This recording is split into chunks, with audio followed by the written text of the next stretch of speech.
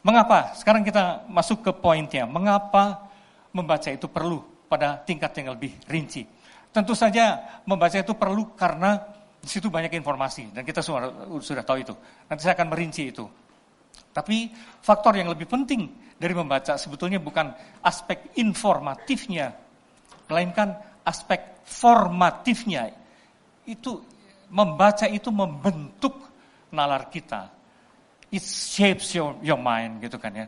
It shapes your way of thinking, your way of looking at things gitu. Daya bentuknya itu yang menjadi penting sebetulnya gitu kan ya. Nanti saya akan masuk lebih rinci ke situ. Tapi kita lihat dulu sisi informatifnya. Sisi informatifnya yang lebih umum. Membaca buku menjadi penting karena dia adalah pertama-tama gudang ide ya. Yang jangan salah berkembang terus tanpa batas gitu kan ya. Gudang ide. Apapun sebenarnya, terutama buku-buku pengetahuan. Itu gudang ide. Dan kita selalu bisa menimba sesuatu di situ gitu. Maka itu ada kaitannya dengan nomor 5, itu sumber pengetahuan yang tidak pernah habis. Sumber pengetahuan yang tak pernah habis sebetulnya.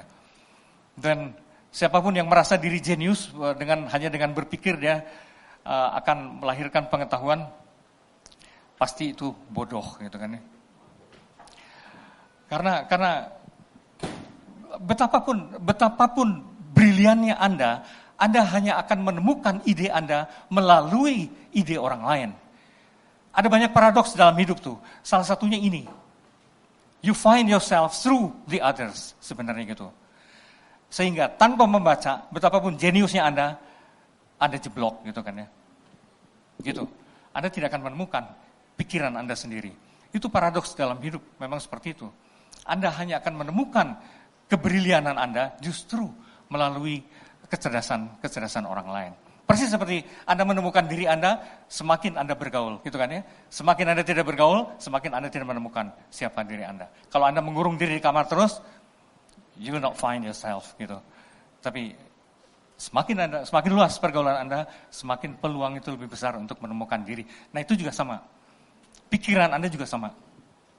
Anda tidak akan menemukan pikiran Anda sendiri, bahkan kecerdasan Anda sendiri, betapapun jeniusnya Anda secara potensial, tetap Anda tidak akan menemukan kejeniusan Anda itu sejauh Anda tidak membaca gitu.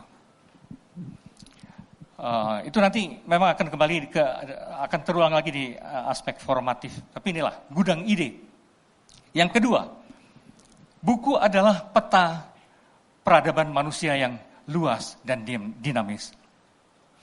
Untuk memahami kehidupan ini, untuk menjadi cerdas, Anda tidak cukup hanya memahami manusia dalam arti tetangga-tetangga Anda, teman-teman Anda, dan sebagainya gitu ya. Peradaban kita itu makin maju, semakin wawasan kita mengenai peradaban bangsa manusia itu luas juga. Dan buku adalah itu, peta peradaban manusia yang luas dan dinamis. Bagaimana itu berubah terus. Kekonyolan mereka, kecerdasan mereka, impian mereka. Kita bukan satu-satunya manusia, gitu kan ya. Nah, semakin Anda membaca, semakin Anda melihat manusia itu sebenarnya makhluk seperti apa, gitu. Dan itu penting sekali, gitu. Sehingga Anda tidak cupat, gitu kan ya. Itu buku juga adalah rekaman kecerdasan dan kedalaman pemikiran. Orang suka merasa, saya mengajar filsafat, dan salah satu definisi filsafat adalah pemikiran yang mendalam gitu, pemikiran bebas yang mendalam mengenai segala sesuatu yang penting dalam hidup gitu. Anak-anak suka bertanya, mendalam itu seberapa sih Pak? Saya tidak bisa menjawabnya. Seberapa mendalam itu kalian akan tahu sendiri sejauh Anda membaca gitu.